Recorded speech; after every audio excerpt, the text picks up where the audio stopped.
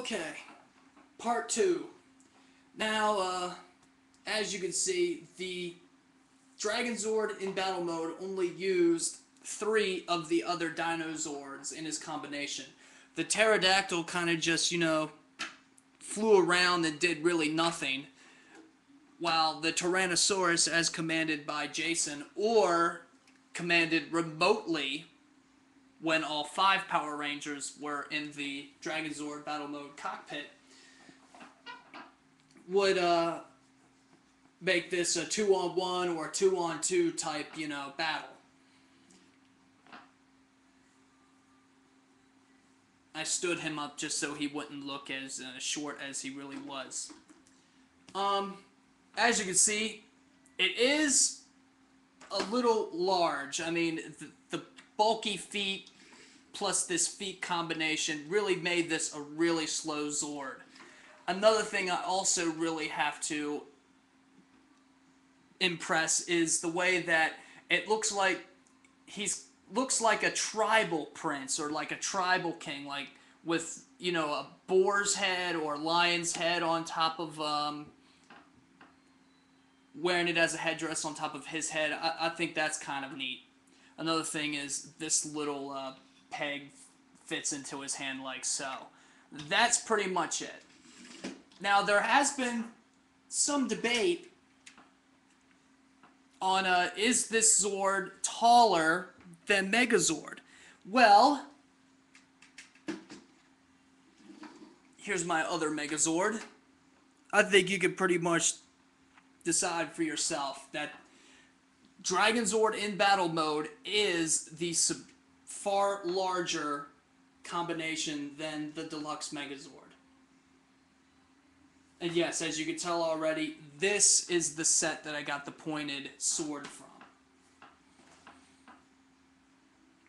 There are actually a couple of differences between this Megazord set and this Megazord set, but I'll get with those later.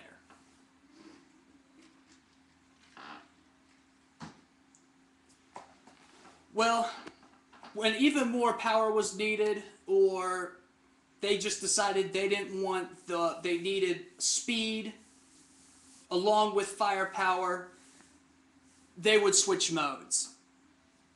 And from that, I mean, this combination would completely strip down. Yeah, as you can see, this standard little clip fits into here very well, doesn't it? Put that there, back there for now.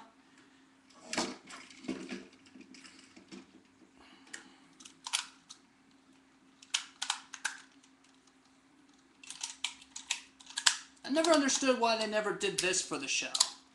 Because usually when they would say switch modes,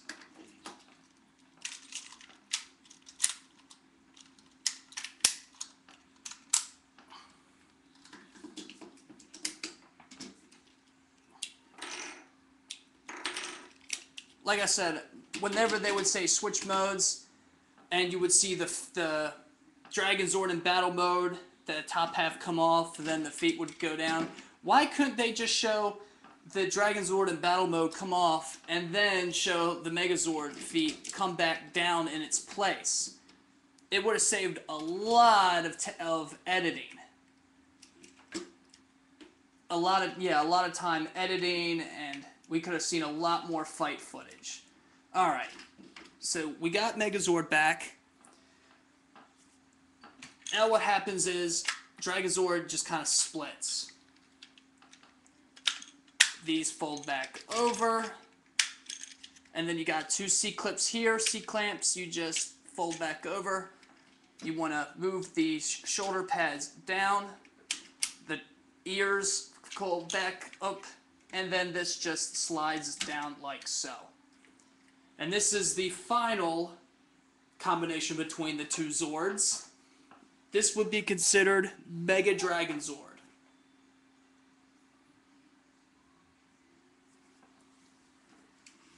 And as you can see, it actually holds... Remember when I said that Megazord kind of like drifts forward because he's a little top heavy.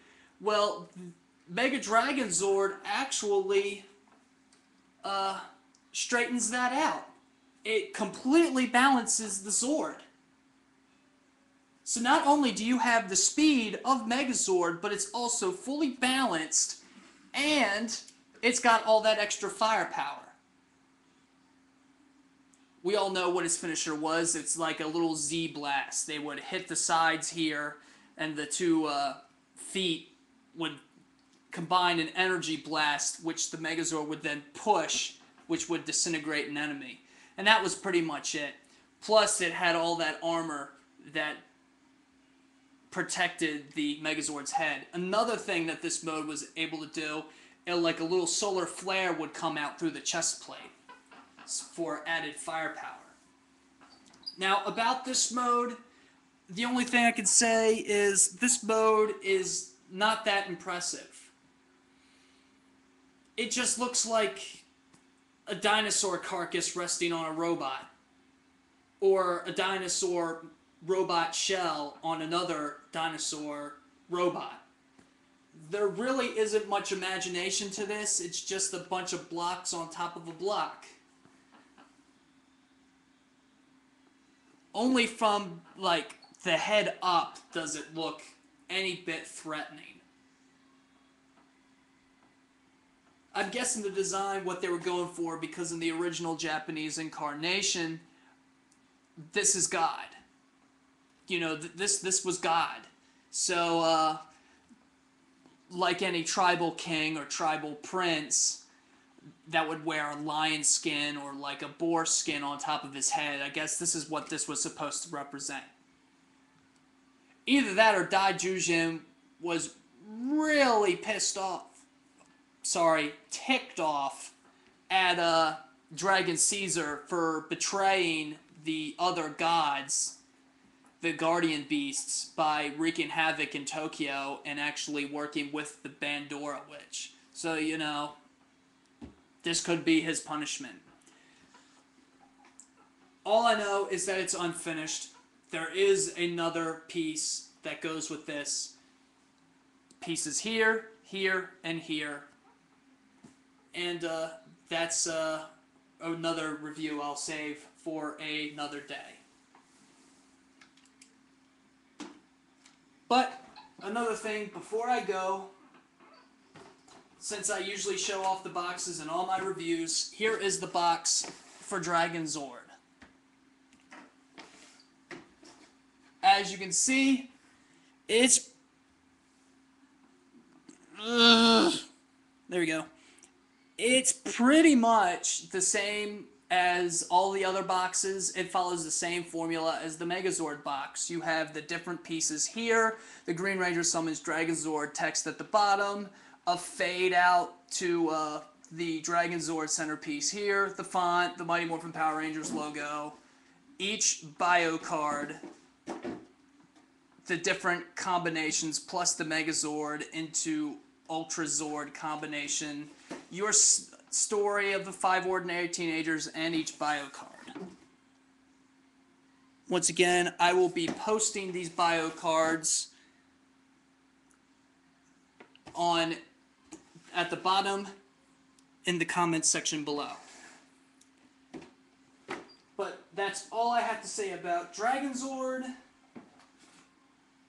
And another thing that also came with this set is, of course, the Green Ranger. But if you want to see my review on the Green Ranger, just click on my Red Ranger review. It is the same thing, just a different head and a vacuum metallized shield. That's all I have to say. Good night, good luck, and I'm forgetting recommendations, aren't I?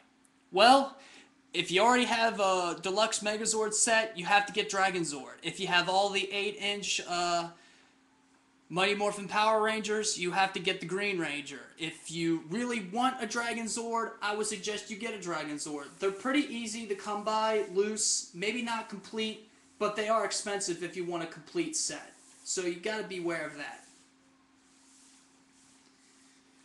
It is a